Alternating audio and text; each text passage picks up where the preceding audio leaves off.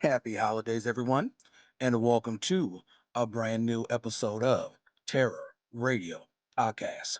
If this is your first time joining me, then welcome.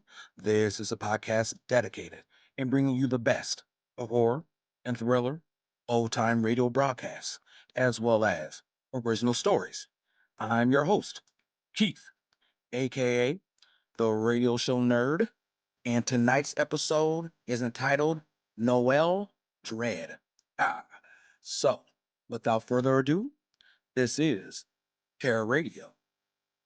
The two radio series highlighted tonight are Suspense and the CBS Radio Mystery Theater.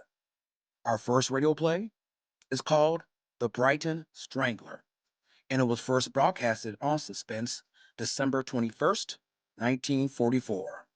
Following that is the radio play A Very Private Miracle, and this was first broadcasted on CBS Radio Mystery Theater December 24th, Christmas Eve, 1974. Now, you all know the drill. Sit back, turn down the lights, and listen to The Brighton Strangler, followed by A Very Private Miracle. Now, Roma Wines present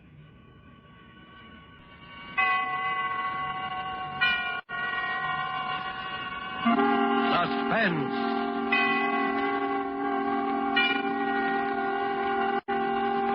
Tonight, The Brighton Strangler, starring John Loder with June Dupre. Suspense is presented for your enjoyment by Roma Wines. That's Roma, Roma Wines. Those excellent California wines that can add so much pleasantness to the way you live, to your happiness in entertaining guests, to your enjoyment of everyday meals. Yes, right now a glassful would be very pleasant as Roma Wines bring you Suspense. This is the Man in Black here for the Roma Wine Company of Fresno, California, who tonight from Hollywood bring you a radio play by Robert L. Richards, based on the RKO picture, The Brighton Strangler. The stars of the production are appearing with us this evening in this drama of an actor who specialized in murder and of a girl who became the unwilling heroine in a real-life play. And so with The Brighton Strangler and with the performances of John Loder and June Dupre, we again hope to keep you in suspense.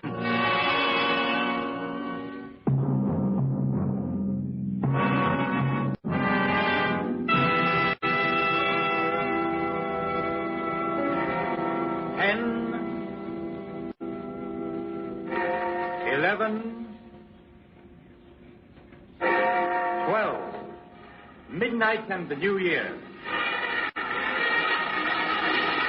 Oh, Edward, it's been such a lovely holiday. April, my dear, I wouldn't stand too near the edge. The rail is very low and it's quite a drop to the street. I was only looking over the city. It's even a lovely night to have a holiday end, as long as it must end. All lovely things must end, my dear. Shall we join the others? It's a bit chilly out here on the terrace, don't you think? No, we can't go in just yet because... Because what? Because something has to happen first. What has to happen? You know what happened to the Lord Mayor of Brighton, don't you? He was strangled. On Christmas Day, and the chief inspector, 3 days later, he was strangled too, wasn't he? Edward. Don't try to pretend you haven't guessed who I am. No, Edward. You couldn't be... Go on, say it. The Brighton Strangler. Couldn't. But I did. My alibi for the Lord Mayor was very simple. I merely turned his watch back. And for the chief inspector, you yourself supplied me with an alibi. Remember? But why? Why? Because 10 years ago they conspired to send an innocent man to prison. And that innocent man was me. And now, you, my dear, are the only person alive who knows. Edward, listen to me. We're in London. It's New Year's Eve. Don't you remember how... It's so cold. Edward, you're not going to... Yes.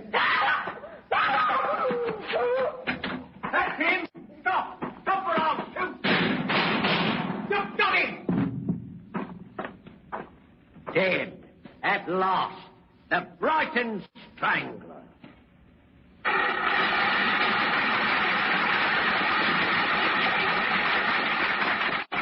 Thank you very much. Thank you, all of you. Thank you. Good night.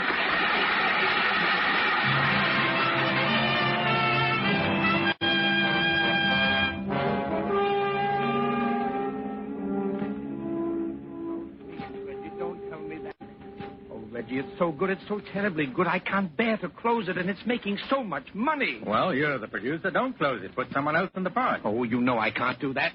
People don't come to the theater to see the Brighton Strangler. They come to see you, Reggie. To the public, you are the Brighton Strangler. Not after tonight, I'm not. I can't understand you, Reggie. Walking out on a play that gave you fame and fortune. I'm fed up. Fed up to the teeth with it, that's all. Oh, look, Reggie, I won't speak for the play itself. It's only mediocre. I'll grant you that. But you've given it something, Reggie. By sheer force of personality, you've made it authentic, terrifying, a tremendous psychological drama. That's just it. Now, look here, Shelton. Has it ever occurred to you that a man might feel if he strangled one more person, he'd go stark, raving mad? Oh, but it's only a play, Reggie. Just make believe. You ought to know by this time that to an actor, a good actor, it's never entirely make-believe. Now, look here, Reggie, look here. I'll tell you what I'll do. I don't want to talk about it. Leave me alone, can't you? Oh, but Reggie, please. Leave me alone. Can't you understand? Leave me alone. All right. There's no need to get edgy. Oh, I'm sorry. Got any plans? Oh, some service canteen shows. Well, if I don't see you, Merry Christmas. Yes. Merry Christmas. Good night. Good night.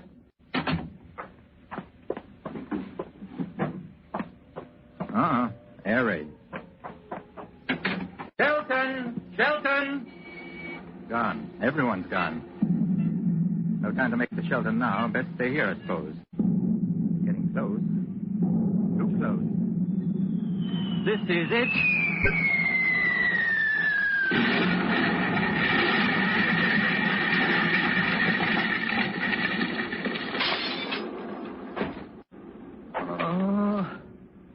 My head hurts.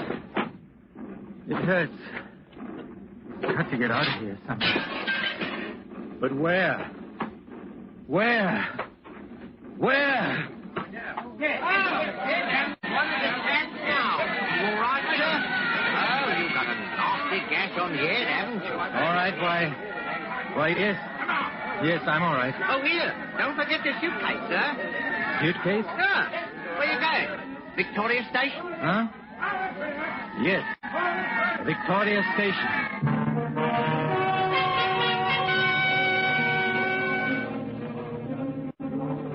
How many? 3 return tickets to Horsham. Here you are. And yours? Return to Rottingdean, if you please. Right. Next? Single to Brighton. Brighton. Next? What's yours, sir? Single to Brighton.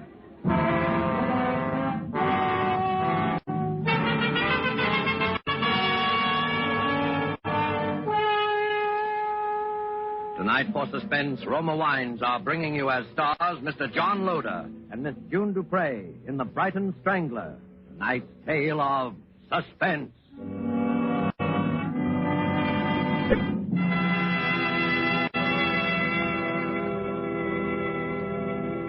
When you listen to the friendly advice of Miss Elsa Maxwell about hospitality and gracious living, you realize that here is an authority who talks plain common sense all the time. I'm talking to men as well as women when I say that the finest hospitality is always simple, sincere, moderate, and natural. Never the opposite. And so I'm always emphasizing that the nicest, simplest, most sincerely flattering hospitality is to serve your guests some Roma sherry. With its golden amber color, its deliciously tangy nut-like flavor.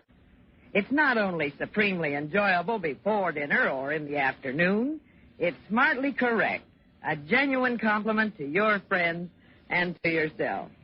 And please don't worry about special glasses. It's perfectly correct to use any nice glasses that are handy. Well, Miss Maxwell speaks more authoritatively than I can. But I will add this.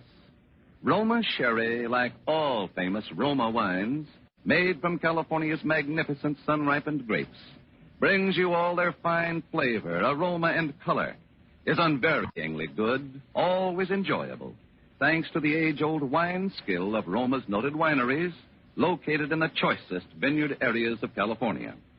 Yet all this goodness and pleasure is yours for only pennies a glass. Remember, more Americans enjoy Roma than any other wines. Roma, R-O-M-A, Roma wines.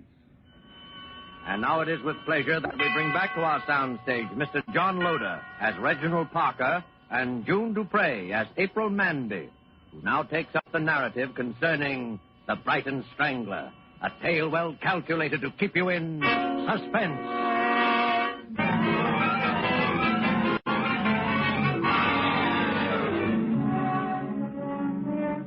Somehow, from that very first moment, I was drawn to him. He was handsome and attractive, yes, but it wasn't that. He seemed so lonely, so much in need of help. And then on the train, when I saw that he'd really been hurt, I just threw a convention to the winds and took charge of him. You've been very kind. Well, someone had to put a bit of sticking plaster on that head of yours. Are you sure you're all right now? Quite, thank you. It must have been terrible. I heard about the theater. The theater? Yes, of course I recognized you the minute you stepped into the compartment. What? You are Reginald Parker, the actor, aren't you? I've seen your picture on the billboards dozens of times. Reginald Parker. And I've been dying to tell you. My name is April. April? That's the name of the girl in your play, isn't it? And I'm from Brighton. April from Brighton? Only, of course, my last name is Manby. Well, that's where I'm going, Brighton. Well, isn't that nice? We do have a lot in common, don't we? Yes, a great deal, I think. Oh, we're going to have such wonderful times in Brighton over the holidays. You know, I was wondering if you wouldn't think it forward of me. What? Well, my family's having a party at our house on Christmas Day. The Lord Mayor and a lot of people are going to be there, and The Lord Mayor? Yes, and if you'd like to come... I mean, I'm really not a celebrity hound, you know. But if you'd really like to come... Why, I'd be delighted. Oh, Mr. Parker, that would be wonderful. April, why don't you call me Edward? Edward? Oh, you mean Reginald Parker's only your stage name? Yes, a stage name. Isn't that odd? I always knew actors had stage names, but I always thought yours was real. But I think I'd rather call you Reginald. Or at least introduce you to my family that way. It's a sort of confusing two names. Well, what's in a name? First of all, what is? Reginald, what's that little silk cord you keep twisting in your hand? Oh, this? Yes. I use this to strangle people. What? Oh, you mean in the play? Yes, in the play. Would you always carry it about with you? Always. Why? Oh, I don't know. Well, for luck, I suppose. I've heard of actors having superstitions like that. Do you still have many friends in Brighton? Friends? Acquaintances. I haven't been back for 10 years. They'll scarcely remember you, will they? The ones who are important will remember me. They will remember me very well.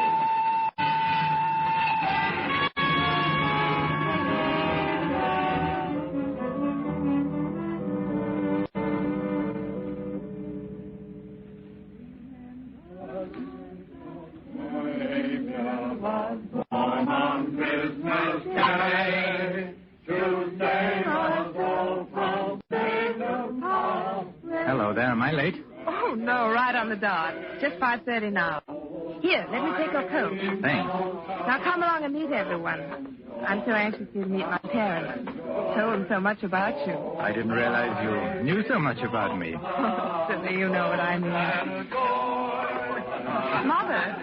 Mother, I want you to meet Mr. Reginald Parker. How do you do, Mr. How do you do? And Mrs. Shackleton. How do you do? And Mr. Shackleton. How are you? My father, Dr. Manby. How do you do? And Chief Inspector Alice. Well, everyone's here now but the Lord Mayor. I wonder what can be keeping here. Oh, it's barely 5:30 now. It's a bit of a walk from his place. I expect he'll be along directly. Well, Mr. Parker, it's a pleasure to meet you in the flesh, so to speak, sir. Oh, I have an impression that we have met in the flesh before, Inspector. Not that I recall, sir, and I'm sure that I would. I would have thought so too, Inspector, if only because of our mutual adventures in villainy. Eh? Oh, I see what you mean.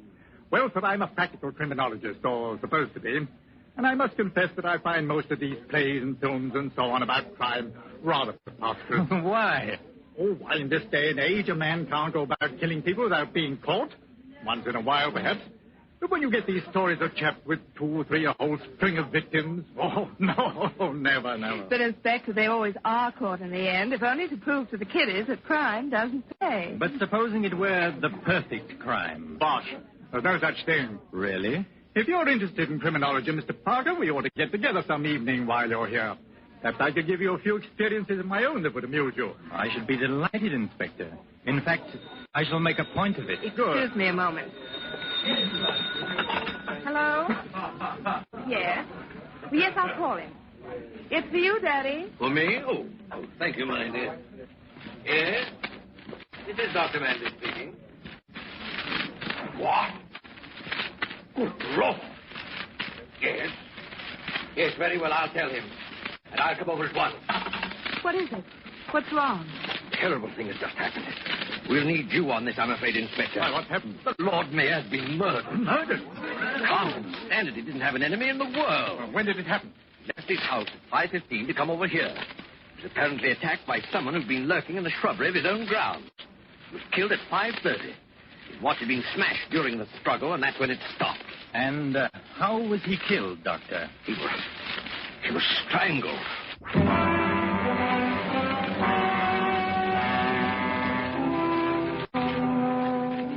It was fantastic, of course. But there it was, that terrible coincidence. The strangling in Brighton. But I must confess that my main concern was for Reggie. The way everyone glanced at him, the polite, standoffish way they talked to him was enough to show they felt that somehow he was responsible for the dreadful thing that had happened. As for myself, I felt almost as badly as he did. Thought I'd never known anyone quite so brave. So it was clear he wanted to get away. He was quite free to go, and yet he stayed on in Brighton, as though compelled to. Perhaps by a strange feeling that he mustn't run off until the mystery had been solved. He even made a little joke about it that night that I drove him. Well, this is one way of facing the music. Reggie, you mustn't say that. I'm sorry. Hope you don't mind too much driving me down. Of course I don't. I know you must think I'm a low-down dog for picking the one night you couldn't come along, but it's their only program of Rimsky-Korsakov, and I couldn't bear to miss it. I'll come another time. If you want me to. I want you to very much. Reggie, did you ever think that a play might have an effect on people who saw it? How? That someone might see it and want to do the same thing? Oh. Reggie, I think that's what happened. I think that someone saw your play and is trying to do the same thing in real life. Some poor creature with a twisted mind. A twisted mind? Please don't think I'm blaming you. But a play like that should never have been written, should never have been allowed. Perhaps it was just fated to be that way. It's the only thing I can think of to explain the things that have happened. Does it make a great deal of difference to you? Different? In the way you feel about me? Oh, Reggie, no. Oh, I'm glad of that. Because I think quite soon now, perhaps after tonight, I shall have something very important to tell you, April. Oh? Well, here we are. Well, thanks for bringing me, and you will pick me up. At 11:30 sharp.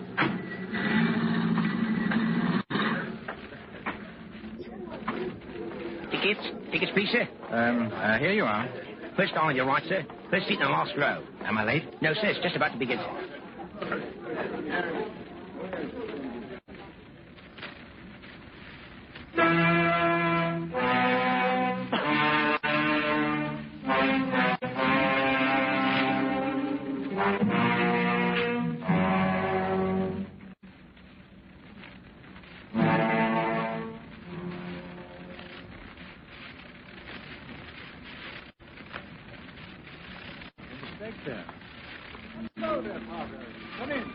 Thank you.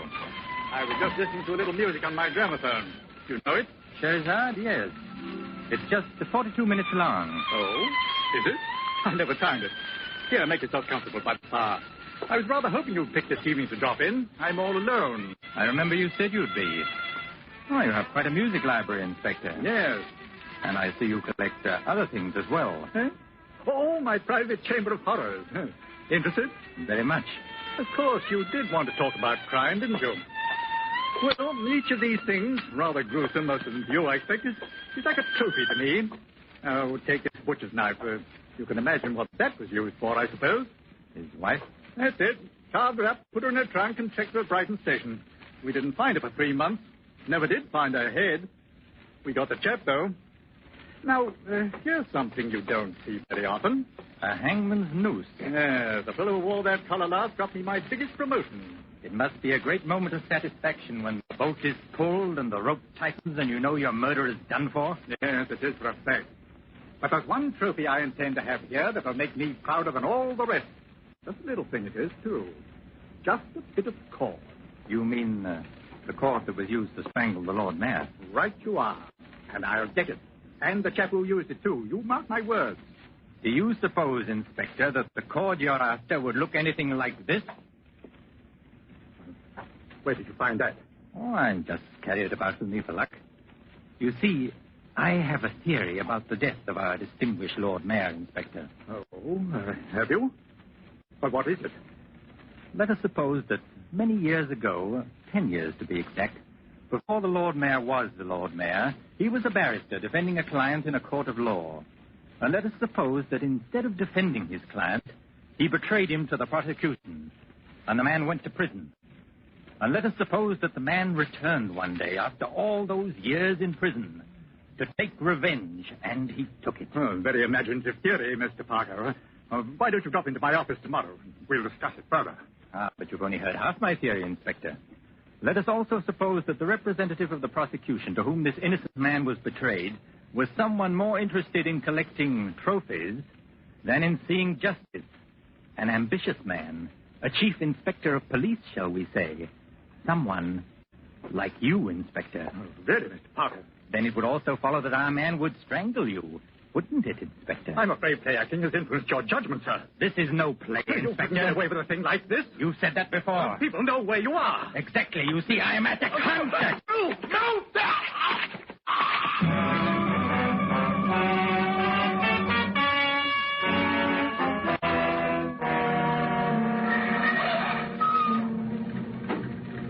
Ah, there you are. Been waiting long? No, it's just over. Did you enjoy it? I don't think I've ever enjoyed a concert quite so much in all my life. Really?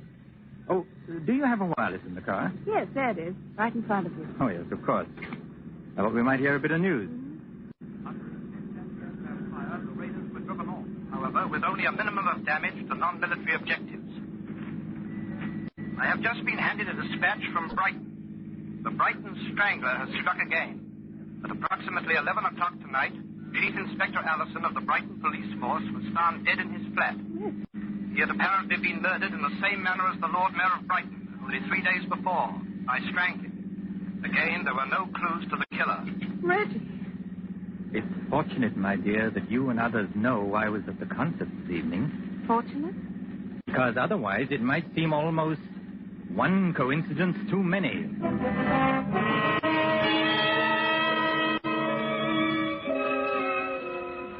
Coincidence? Suddenly all this coincidences that seemed only the trickery of an impossible nightmare became the evidence of terrible reality. How I managed to maintain a semblance of calm as I drove him back to his hotel, I shall never know. The next day he had left, and that afternoon he called me from London. He said it was most urgent that I see him, and I knew that I must go. But first, I went to the police. First, if you know where he is, we'll arrest him at once. But I don't know where he is. And besides, I have no proof. Neither of you, neither has anyone. There's all the proof we need, miss. But don't you see the pattern? I'm to meet him at the Plaza Hotel. And the Plaza Hotel has a terrace. And tonight is New Year's Eve. And my name is April. You'll be taking your life in your hands, miss. Maybe I'm wrong. I pray that I am. Maybe he won't have to do anything and he'll come to of his own accord when I tell him you want him. But if I'm not wrong, this is the only way to save him. And I'm the only person in the world who can do it. Well, what did you say the line in the play was? He says, and now you, my dear, the only person alive who knows. The only person alive who knows. You do have a script of the play, don't you? Oh, yes. Because you'll have to come right in on cue. Do you have a copy of the play for yourself? I don't need one. I know it now by heart.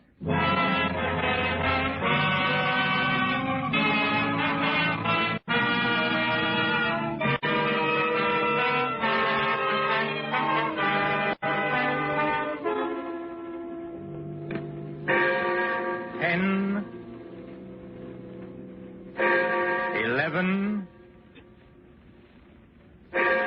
12. Midnight and the new year. Shall we go in? It's a bit chilly out here, don't you think? No, we can't go in just yet because... Because what? Because something has to happen first. What has to happen? You know what happened to the Lord Mayor of Brighton, don't you? And the Chief Inspector, he was strangled too, wasn't he? Reggie. Don't try to pretend you haven't guessed who I am. Reggie, this is where the lines are different from the play. I've known who you are. Go on, say it. The Brighton Strangler. And now you have the sword in your hands and you want to strangle me. But you mustn't. Oh, listen to me, Reggie. You've been sick. Don't you understand? You've been sick and you've got to get well. And now you, my dear, are the only person alive who knows. Reggie, no. Yes. Applaud, all of you. Applaud. Applaud. Bravo! Bravo! He's let go of her, all right. But keep him covered all the same. Thank you very much. Thank you. He's backing up to the railing. He'll fall. Wait. Thank you very much. Good night.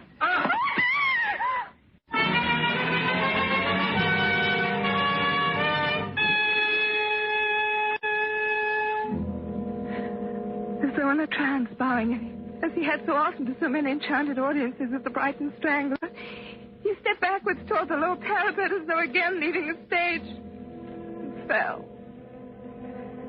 We found him on the pavement below. He was still alive. It's April from Brighton. We were bombed, weren't we?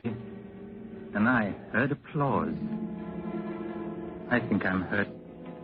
But you'll help me, won't you? I want to take just one last curtain call.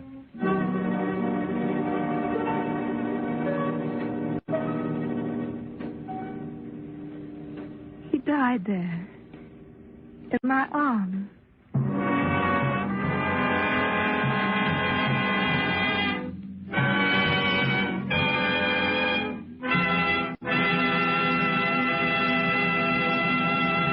And so closes The Brighton Strangler, based on the RKO picture and starring John Loder with June Dupre. Tonight's study in Suspense. Suspense is produced, edited, and directed by William Spear. There is no reason at all, Elsa Maxwell says, why everyone should not have the enjoyment of Roma wines with everyday meals and when entertaining friends. These superb wines of California are so delightful to the taste, so very delicious with food, so smartly complimentary to friends who are your guests.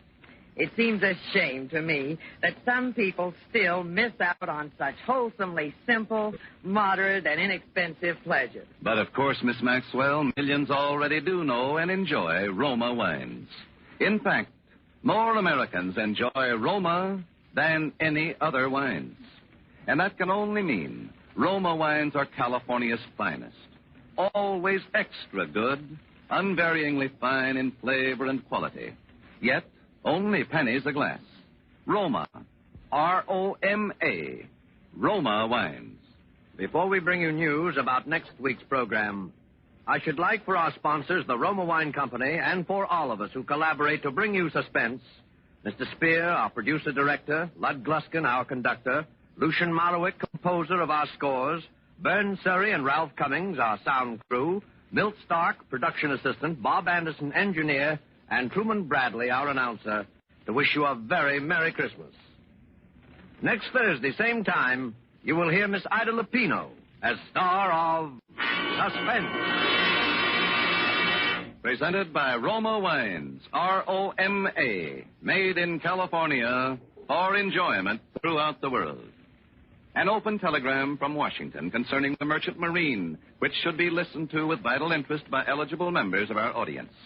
The United States shipbuilding program is being increased at enormous rate. Contracts have been awarded for hundreds of additional new ships. Every one of these ships must be manned by 40 to 50 men, most of them with previous sea experience. Long Pacific distances and expanding supply problems call for continuous employment of large numbers of men and ships until Japan is totally defeated. Universal demand for strong post-war merchant marine makes post-war opportunities in these jobs fully as great as in any American industry today.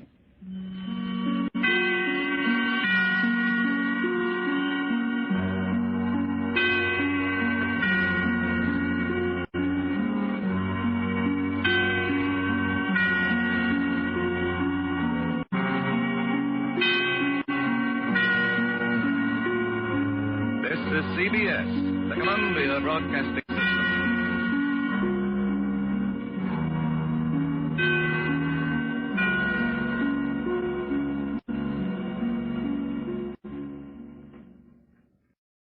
The CBS Radio Mystery Theater presents...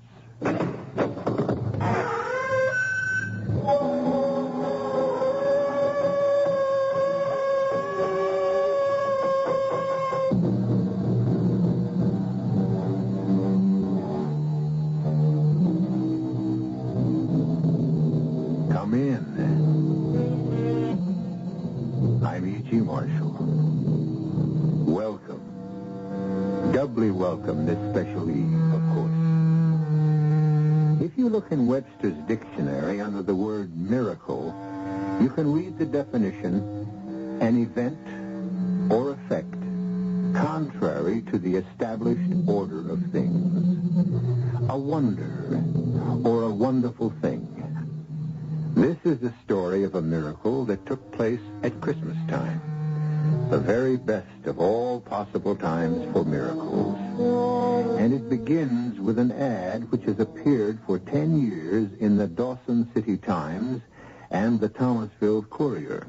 We'll begin the advertisement with, if the owner of the Santa Claus suit rented to Jennifer Swallow will present his copy of the receipt to me, Jasper Crown, he will be Oh, you'd have to include your address and your phone number, etc. Of course, Jenny will include that.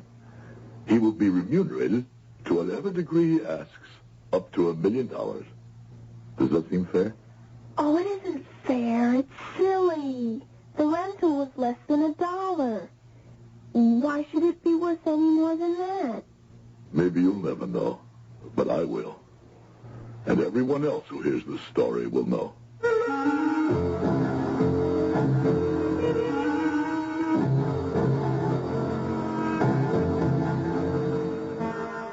Our mystery drama, A Very Private Miracle, was written especially for the Mystery Theater by Ian Martin and stars Howard Da Silva.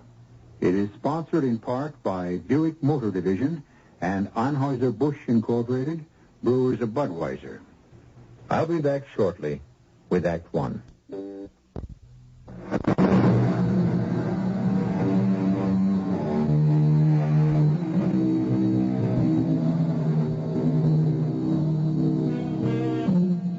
This is a story of a very special time and a very special love affair between a bright and artless 10-year-old and a bitter, soured man who made himself old before his time.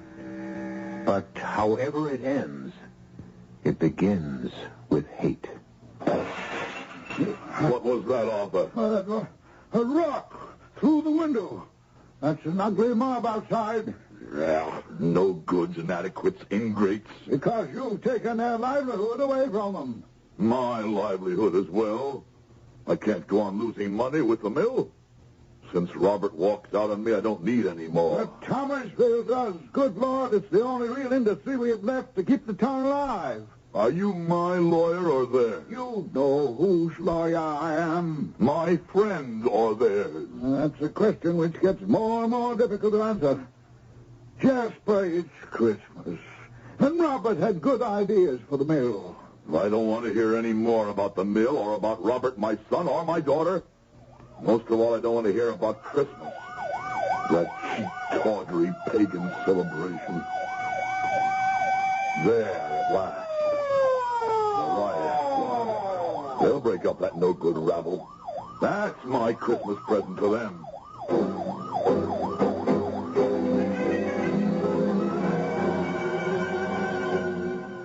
Finally, the police have dispersed them. Cowards all. A mob has no courage. Well, what are you going to do about the window? Close the room off. Heaven knows there are enough other rooms for me to wander through alone, since I've been deserted by my family. Well, that's scarcely fair to Emily. Emily? Did I once really have a wife? Was there some warmth in this house? While my sister lived. Well, she's dead. Too many years ago for me to want to count. There's no one left but my housekeeper and me. At least Mrs. Murchison hasn't deserted me, as you want to. Go then, Arthur, go. It's safe now. The papers are all signed. I won't execute these till after the holiday. The day after Christmas. The day after Christmas is Sunday, so I can't do anything till Monday. Very well, but the execution is signed, sealed, and delivered. When I sell the mill, I'll be not a millionaire, but a multi-millionaire. Or do you mean that crowd of hicks the police just chased away? You think I'm frightened of them? Oh, I didn't mean physically, and I didn't mean concerned either. I mean terrified for your immortal soul. Oh, don't trouble. I'll let myself out. Oh, Mrs. Murchison, if I don't see you again before the great day, Merry Christmas. And a Merry Christmas to you, Mr. Daly. Who was on the phone, Mrs. Murchison? Oh, such good news for you, sir. It's little Mary herself. What did she want? Sure, she's still on the phone waiting to tell you herself. I have no wish to talk to my daughter. Ah, but when you hear her news... What news? Well, she wanted to tell you herself. If she's leaving that damn foreigner and coming home alone, I'll talk to her. Otherwise, go and hang up. Without listening to what she has to say? There's only one thing I want to hear from her. An apology. Oh, you're not going to talk to Miss Mary? No. I wanted to save the news for her to give you. Oh, but now sure I have to say it myself. It's a baby she's going to have. She wanted you to know you're going to be a grandfather. Oh, some penniless foreigner. No, thank you. You can tell Mrs. Blumenthal it won't work. She's still as completely cut out of my will as her brother. When you hang up the phone, you can bring me a cup of tea. I'll be in the library. Oh, the good Lord favor me and put the words in my mouth. Mary, sweetheart, forgive me for being down this long. That's all right, Murch, honey. Is Dad there? Well, my Vernon, to tell you the truth, he's after having a little bit of a lie on, and, Well, it's all right. I know what he's lying down on. Any reconciliation with me. I thought maybe the time of year and the baby. Did you tell him about the baby? Well, I didn't want to. I wanted it to be your surprise, but... Okay. Forget it. I get the whole picture. Maybe I knew before I tried again. Now I know it's hopeless. Merry Christmas to you, Murch, love, anyway. And a Happy New Year. Oh, Mary, my darling. Oh, what's the use? How long can you fight? If he just wasn't so stubborn. If only Mr. Crown could forget himself and accept someone else into his heart.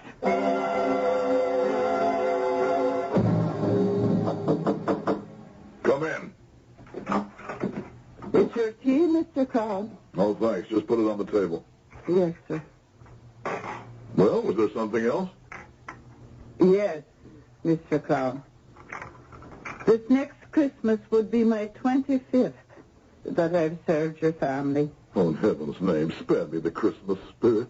It's choking me. Well, it's choking some of the rest of us, too, Mr. Crown. Everyone has a limit. You're not alone in that. I've just been talking to Mary, and I've lived through a long, difficult time in your family. I'm giving my notice. Before dinner? I honestly don't care if you ever eat again or live. I just have time to catch the next bus. I'll send someone else to clear out everything that's left of mine in this house. I want no part of it or you ever again. A little while later, the front doorbell rang. With Mrs. Murchison gone, Jasper was tempted not to answer it. But when it rang again, some secret urgency drew him down the long corridor. On the walk, he winced. His elbow pained him, and the arthritis in his right leg jumped and sent shivers. Every ache and pain he had ever known seemed to assail him, till the magic moment he opened the door and saw, standing on the stoop, her freckles burning bright in her snow-white face, her pigtails stiff in the icy wind, Jennifer. And even though he didn't realize it, magic was upon him. Yes? Who are you? Jennifer Swallow. What are you doing on my doorstep? If you please, Mr. Crown, I'm freezing to death. Well, you came here of your own free will. What do you want? I have a business proposition to put to you. Not interested. How do you know if you haven't heard it yet? Don't be rude. You're talking to your elders. Excuse me, I didn't mean to be rude. I'm just anxious. Anxious about what? My proposition. What I want to talk to you about. All right, what is it? I'm too cold to tell you here. My father says that no gentleman keeps a lady waiting. You're no lady, you're just a child. And you're no gentleman. What? You're a kind man who's going to offer me shelter. Very well, before we both freeze to death. Come in. Thank you. You shouldn't have let me in, you know. What you want? Get in. My father says you should never let a salesman get his foot in the door. Are you a salesman? Oh, no. It's just an expression, you see.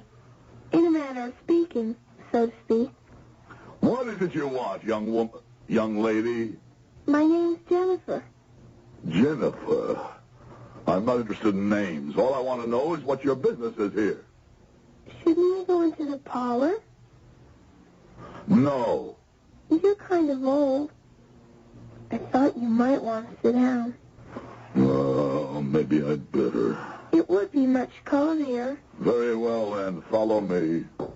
Even though it is quite cold, it's very nice weather for this time of year. What?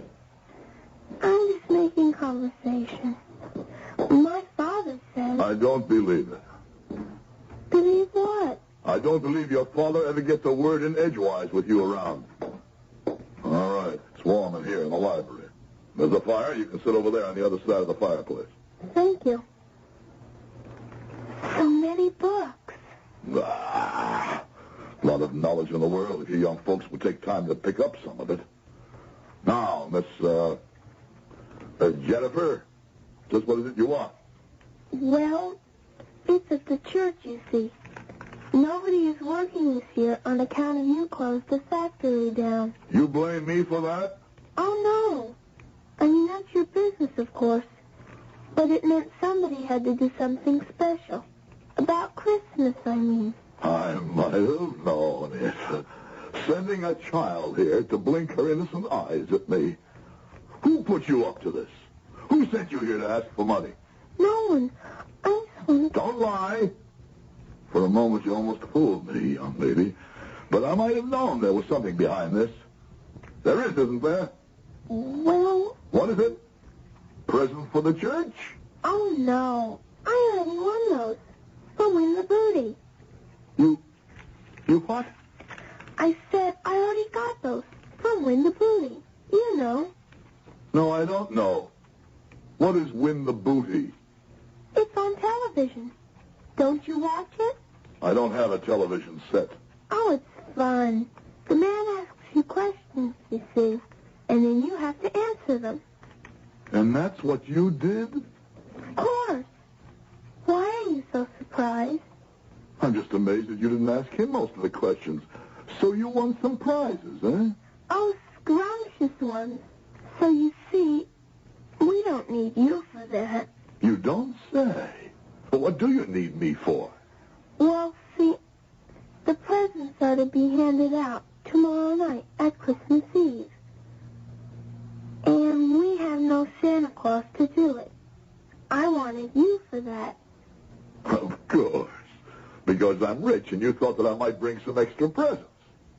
That wasn't it at all. Somebody else had an idea you should come here and ask me? No, sir. This was my own idea. Really? Just what's the matter with the guy who knows all the answers? Who? Your all-wise father. Oh, he isn't here this year.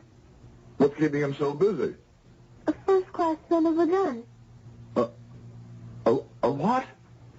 His superior officer. My father's in the Navy. Both of them are. Who? My father and the first-class son of a gun. That is exactly what he called him, but I promise not to repeat the other. I see. Well, if it can't be your... I mean, as Santa Claus. Oh, too skinny and too serious. He never understands a joke. He's really an old stick. But what on earth would make you think of me, child? You don't just want me to be Santa Claus. You have an ulterior motive. What's an ulterior motive? You want me to do something else, don't you? Oh, that. Of course. You admit it. Oh, sure. We don't have a budget for the Santa Claus suit. So I thought if you'd be him, you could afford to rent it. Where are you going? I'm opening the door for you to leave. Jezebel? My name isn't Jezebel. That's a matter of opinion. Just keep heading for the front door. Then you won't be Santa Claus? I'm afraid I'm not the type. You could be just perfect if you'd let yourself go. I wish I could believe that. Oh, couldn't you? Only one way I could. Well, how's that? You get me the Santa Claus suit, and if you still want me, I'll be your Santa Claus. Honest to Pete? Honest to Pete. Well, I'll try. But it's going to take a miracle if I do. You know, I wouldn't put it past you.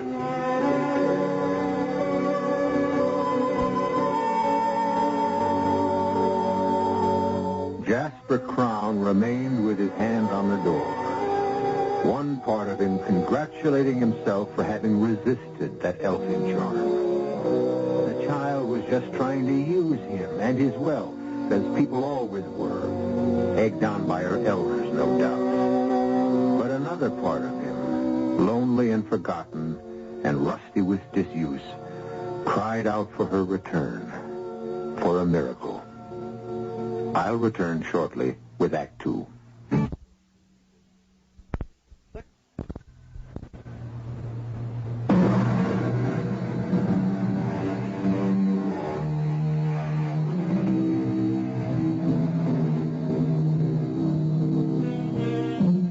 Never underestimate the power of Jennifer.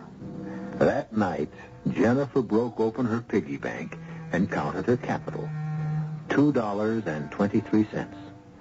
The following morning, she bought a return trip ticket on the bus to Dawson City, which cut into her budget to the tune of $1.62. Once she got there, she set her jaw and started to comb the city. It was well after lunch when suddenly the freckles were dancing across her nose and her pigtails vibrating with delight. For there, just as she told herself there had to be, was a sign saying, Santa Claus suits for rent, dirt cheap. The proprietor was a wonderful man with a jolly round face and bristling white eyebrows and a shock of snowy white hair. As Jenny said afterwards, she almost wished he might be persuaded to come and play Santa Claus. But that's really a silly idea. He lives too far away. I beg your pardon, miss. Did I say something? Well, there are only two of us here, and I didn't say anything, so I think it must have been you. There I go again, thinking out loud. You couldn't, could you? Or didn't I think that part out loud? What part? About wanting you to come and be Santa Claus in Thomasville at our church tomorrow evening. Oh, I'm afraid I couldn't. Some other people are expecting me. But I can rent you a suit, you know, a Santa Claus suit. Do you see one that you like? Well, there are so many. What's this one made of? Red velvet with ermine trim. You like it? It is nice. How much would it cost to rent it? Well, now, that's a very handsome suit and quite cheap at the normal rental of $100. $100? Too much? Oh, much too much. Well, now, how much were you thinking of? 61 cents? 61 cents, eh? Now, isn't that a coincidence?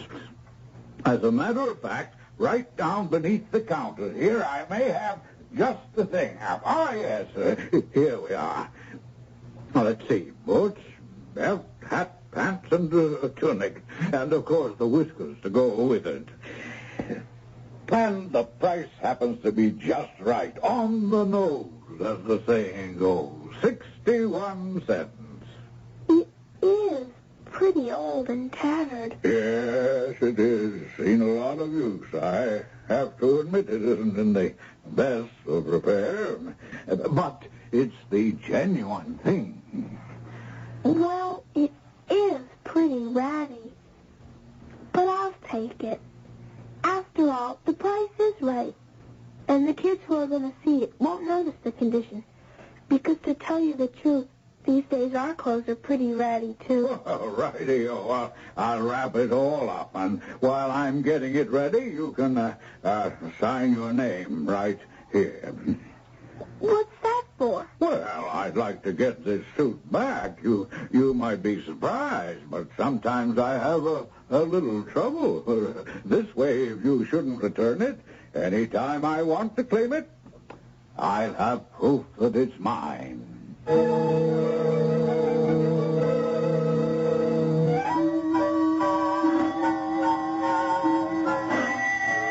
Oh, now why doesn't Mrs. Murchison answer that bell? Oh, of course I forgot she's gone. Well, rot and tarnation. I've answered myself, I suppose. I'm coming, damn it, I'm coming. Well, you don't have to pull it out of its socket. Please, it's so cold. I'm freezing. Oh, it's you again, is it? Well, what is it this time? Look, I got it. Got what? The Santa Claus suit. I thought you'd be happy. Why should I be happy? Because you said. You promised. You're not going to Welsh out. Aren't you even going to invite me in? So you tricked me into a promise I should never have given. I didn't either trick you. Oh, no? Well, we'll see. Well, what are you standing out there for, child? Want us both to freeze to death in this drafty hall? Go on to the living room. I've had the window fixed. Yes, sir, Mr. Crown. Well, in you go. There's a fire here, and it's warmer. It certainly is that. Thank you. So you got the suit, huh? Yes, sir. How? That's my business. Didn't take you long to maneuver it once you found out I wouldn't fork out for it, huh? That's right, Mr. Crown. Well, sit down. Thank you. That all? Excuse me? I mean, can't catch your tongue, huh? You certainly had enough to say yesterday. Why so silent now? I'm disappointed. Why? Because you're not happy, too. About the suit, I mean. Why should I be? I don't know, Mr. Crown. But I was just sure you would be. Well, you're wrong. I'm not. I made a bargain, and I'll stick to it. You don't have to. If you don't. I won't hold you to it. I mean, an unhappy Santa Claus wouldn't be much good. Do you want to? Want to what? Be unhappy? No, to get out of it. I don't even know if I can get into it yet. Close your mouth. You look silly with it open. Oh, come on. The suit, I mean. The suit. Come on, let's see it. I can't help it. I mean, It is very difficult, Noel. Oh, give me that stupid parcel. Stop fiddling. Can't spend all night on this. Oh! Good Lord, in what ragtag did you find this flea-bitten outfit, huh? Huh? I didn't either find it. I rented it. Rented it? And just what did you pay for this threadbare collection of junk? It cost 61 cents. How much? More when you count my bus fare from here to Dawson City. $1.62 plus 61 cents. $2.23. My whole capital. And just where did you get $2.23? It was my tree money for Christmas, but I'd rather have a Santa Claus than a tree. So I broke my piggy bank, and I hate you. Oh, stop it. Oh, stop. All right, I'll be your Santa Claus. Oh, I'll even try the suit on now if you like. If you still want me, that is. And I'll be a pretty gruff Santa Claus, but... Oh, shall I try the damn thing on? Yes, please. After all, I spent the money. And something is better than nothing, isn't it? Honesty, Jasper. The startling white honesty of a child. It's what you've been looking for, grasping for. Something to believe in again. And yet, too late. Too late. You're so conscious of the age in your body, the bile in your gut, your loneliness, that rheumatic elbow, that gnawing peptic ulcer, the tight place around your heart. Or is what you fear most your mean and tiny soul? And while Jasper thought these private thoughts, he was slowly putting on the Santa Claus suit, shaking his head at each tattered garment and worn accessory that went with it. But as he put each piece on, watching through Jenny's eyes, each separate piece seemed to shine suddenly as luxuriously rich and sumptuous as the velvet and ermine suit she had first seen. And the whiskers were pure white and thick and curly, and the boots were like the most expensive Moroccan leather. But the biggest miracle of all was in Jasper. Gone was the constriction from the heart. The nagging ache was no longer dragging at his stomach. The rheumatic arm was loose as a whip, and the magic sponge had wiped the lines from his face and the meanness from his heart. Oh, super! Gloriosa! It fits! It fits! Like a glove. You look so different. I feel so different. Do I look like Santa Claus? Not look. You are.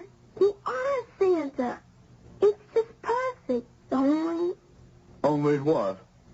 Do you think you could, just a little, even smile? Not only could I smile, I even think I could laugh again. Oh, try, Mr. Crown, try. You could call me Jasper, Jennifer. And you can call me Jenny, Jasper. Hello, Jenny Jasper. Oh,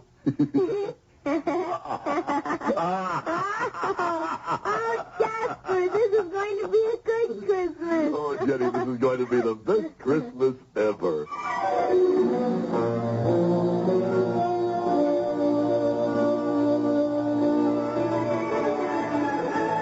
Now, Mrs. Templeton, now do you think? Yes. I was just coming to tell you, my dear child, that my husband said we are just about to commence. Mr. Crown's all dressed and ready. The Reverend isn't teed off, is he? Teed off? I mean, his feathers aren't ruffled. The Reverend is a saint, my dear. Perfect saint. Why on earth should he be angry? Well, Grandmother said he always played Santa Claus. And if someone else wanted to be it, he'd be mad as a wet hen. And I said, why is a wet hen mad? And she said, because its feathers get ruffled. Your grandmother, I should say your family in general, Jenny, doesn't quite understand a man of God. The minister, my beloved George, is only too happy to welcome back a sinner and a backslider like Mr. Crown. He would sacrifice any of his little pleasures for that.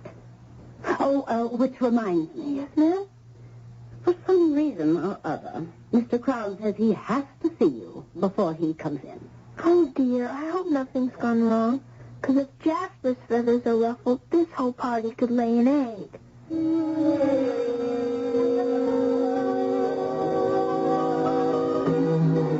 thought we'd never get rid of that old stork. I told you he was an old stick. In the mud. Now, what I needed you for was to know if I look all right. Come over to the chair. He has the wig all wrong, and the hat not down over your nose, not sort of jaunty to one side. And he didn't put the rouge on your cheeks, like this. Oh, and now you really look like something. Oh, Jasper, you look just beautiful. And so do you, Jenny. Oh, I don't matter. You're the star of this show. Now you go out there and twinkle. Watch my stardust. Just call me Jasper, Jenny, and everything's all right. Just call me Jenny Jasper, and I know it's coming to me.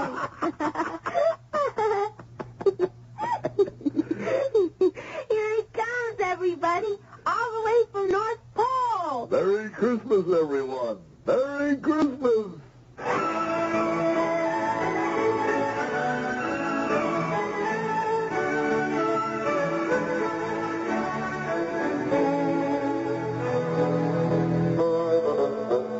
There it is. We have all been witness to the regeneration of Jasper Crown. A child's drive and belief has brought him back to the precious gift of present youth and laughter. But is it a true conversion or only a momentary aberration? Is the magic of this moment in the Christmas legend, in the suit and in Jenny?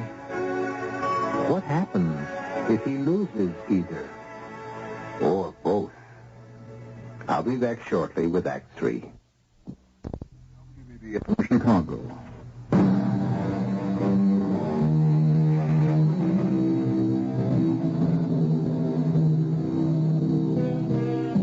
The church party was an exceptionally long one that year. And before it was over, Jasper Crown had indeed become Santa's alter ego. Many other gifts beyond those Jenny collected on Win the Booty were distributed. All of them from Jasper's generous purse. $50,000 to the church itself. Another $50,000 to the community chest. And many smaller but not less welcome gifts. Then, with the party over, Jasper, after a long last hug with Jenny before she went home, returned to his own house. But however cold the empty old mansion might seem, Jasper, in his suit of red, was warm and glowing inside. And his first trip was to the telephone. Christmas greetings, hello? Happy Christmas, my darling daughter. Dad? Daddy? Yes, Mary. You're a miserable, old, wretched, stupid... I can't believe it. I mean, you don't... Oh, you never were stupid. And you certainly don't sound miserable, old, or wretched. Well, none of those, but I was stupid. How can I make up for it to you and Leon? Make up? Oh, Daddy, I wish you could be with us for Christmas. It's a little late for that, but I have another idea. I want to buy plane tickets for you and Leon to come visit me and ring in the new year with me. A real good new year. I just called Robert, and he and his wife are coming home with the children.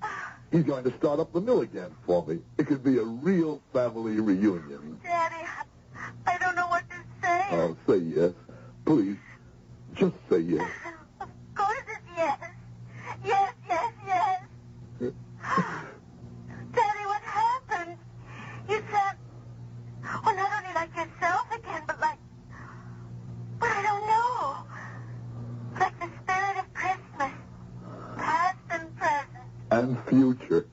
You'll see, I hope, when you come home.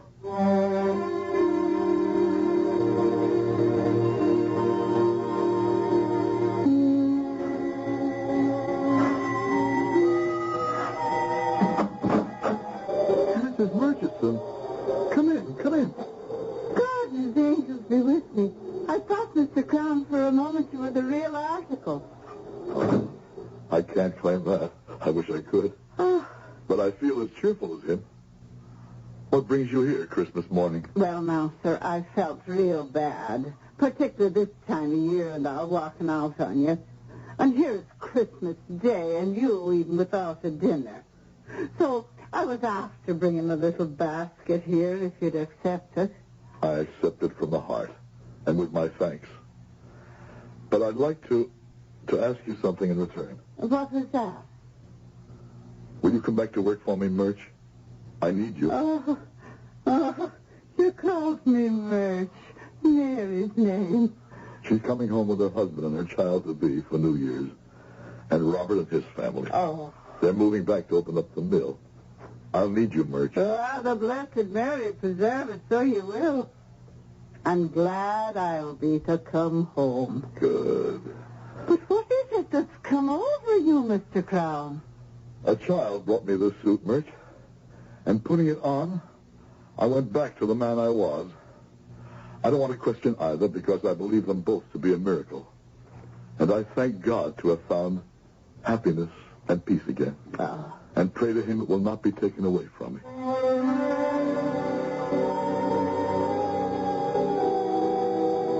But every silver lining has a cloud, every sky a rift.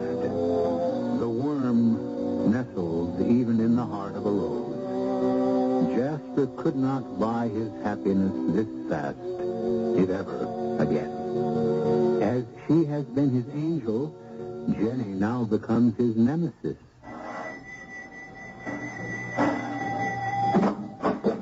Good morning, Jenny. Good morning, Jasper. I didn't expect... Me to answer the door? Well, I saw you coming up the walk. I didn't mean that. I meant I didn't expect to see... I hate to say it, but I've come for the Santa Claus suit. No. What do you want it for? You'll have to take it off now, Jasper. Why? Because I signed the paper. I only rented it, and I'm responsible. I have to take it back.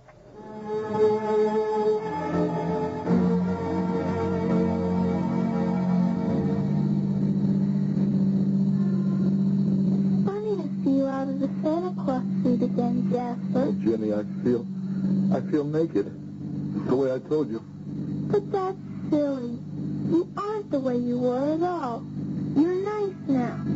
The way I always knew you were underneath. As long as I have the suit.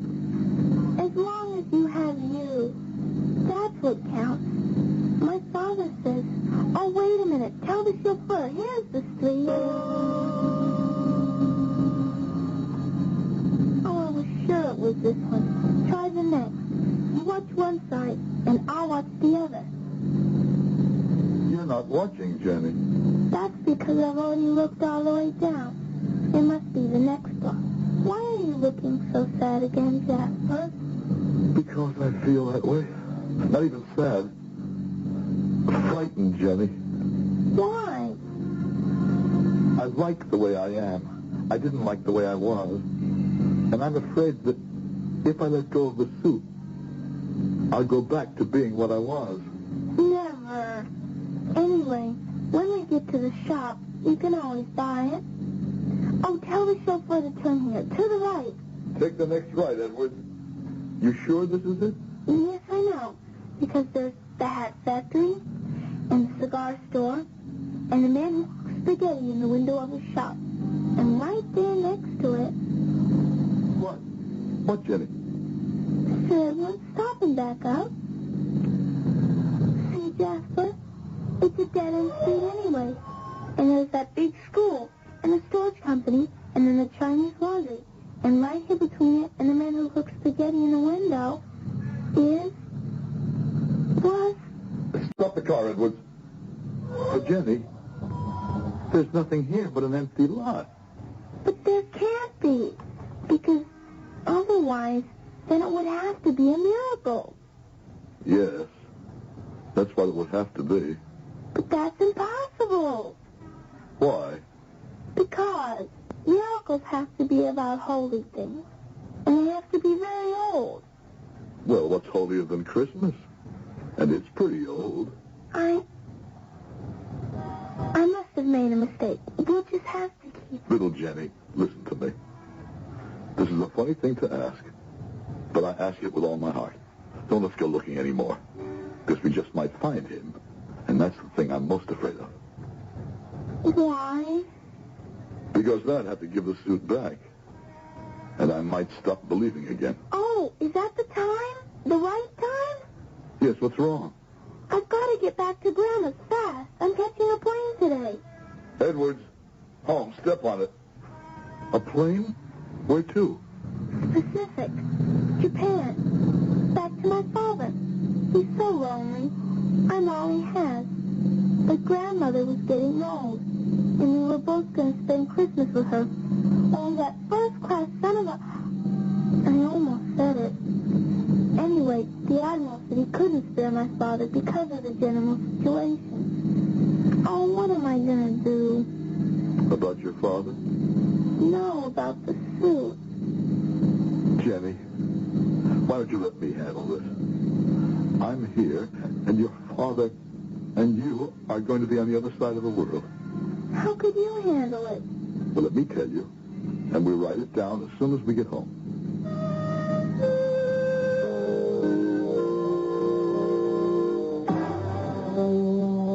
Now, here's the advertisement, Jenny. I'll read it. If the owner of the Santa Claus suit rented to Jennifer Swallow will present his copy of the receipt to me, Jasper Crown, my address, phone number, and so on, he will be remunerated to whatever degree he deems fair and equitable, up to, but not to exceed, the sum of $1 million.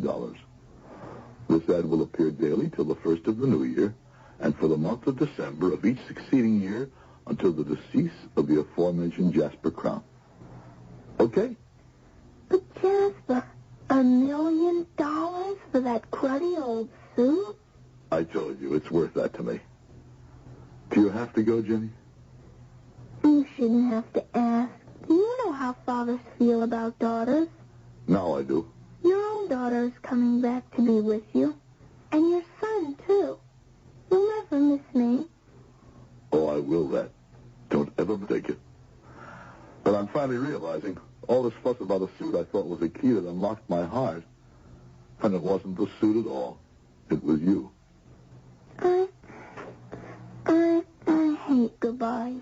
They're always sad. Why can't they be laughing goodbyes? Couldn't you laugh? Just a little? You said that to me once before, remember? And you laughed. I don't think anything can make me laugh now. I bet I could. Try it, Mr. Crown. Try what? That's not what you're supposed to say. What am I supposed to say? You're supposed to say, you can call me. Jasper, Jenny. And you can call me Jenny, Jasper. Hello, Jenny Jasper. Hello, Jasper, Jenny. Oh, Jasper, it's been such a good Christmas. The best ever.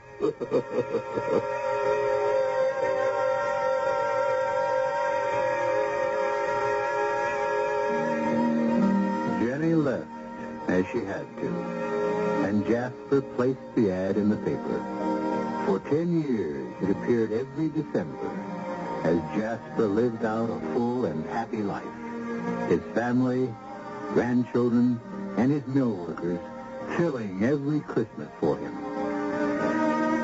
Until early this December, when he died, peacefully and quietly in his sleep, grateful and joyful to go join his beloved wife.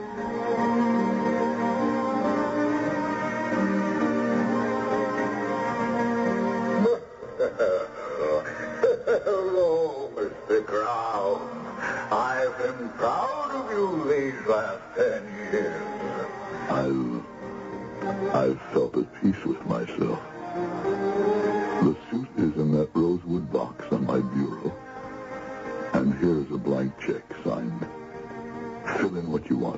Oh, no. This is paid in full. I'm more than at my rental. But I will take the suit back because it is Christmas again. And who knows? It may be very useful to someone else, eh? Now, excuse me, it's a busy season for me. Now, Doctor, now, Dancer, now, Prancer and Vixen. Did you feel me, Jasper? I did. It's been most of it such a good life. And the best of it you made. But I'm tired, Jenny. So tired. Say goodnight to me. Good night, Jasper. I wish I could wish you Merry Christmas. No, that's my little gift to you. Have as many and more as you brought me. I love you, Jasper. That's what Christmas is all about. Good night, my extra special Santa.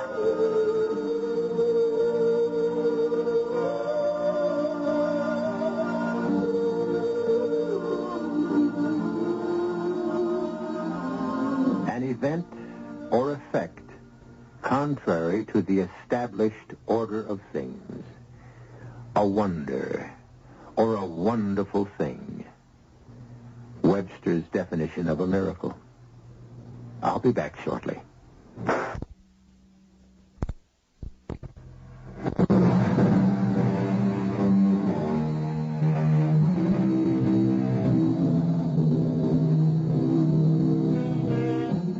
For this special night of the year, there remains nothing to say in closing but God rest you, merry gentlemen and ladies, and a merry, merry Christmas to all. Our cast included Howard Da Silva, Jennifer Marlowe, Virginia Payne, E.V. Juster, and Ian Martin. The entire production was under the direction of Hyman Brown. And now, a preview of our next tale. Eberhard, they are talking. They are talking. But they're fine people, Mabel. It doesn't hurt us. Well, some of them even think your wings are fake. If you just stick them on that way, that you're really some kind of a nut. Well, let them think what they want. Eberhard, Yes, dear? sit down. Huh? Please. And I don't want you to get upset or excited or anything. Well, when did I ever get excited? And don't interrupt, please. Oh, I wouldn't think of it. My patience is at an end, Eberhard. Now, in one way or another, we've got to find a way to get rid of those awful wings. We can't possibly do that. Why can't we? They're embarrassing. They're expensive. They're useless. They're making us the butt of unfunny jokes from everyone in the neighborhood, and what's more, they're getting away, Eberhard. Eberhard Edwards, those wings must go. Radio Mystery Theater was sponsored in part by Anheuser-Busch Incorporated, Brewers of Budweiser, and Buick Motor Division. This is E.G. Marshall inviting you to return to our Mystery Theater for another adventure in the macabre. Until next time, pleasant dreams.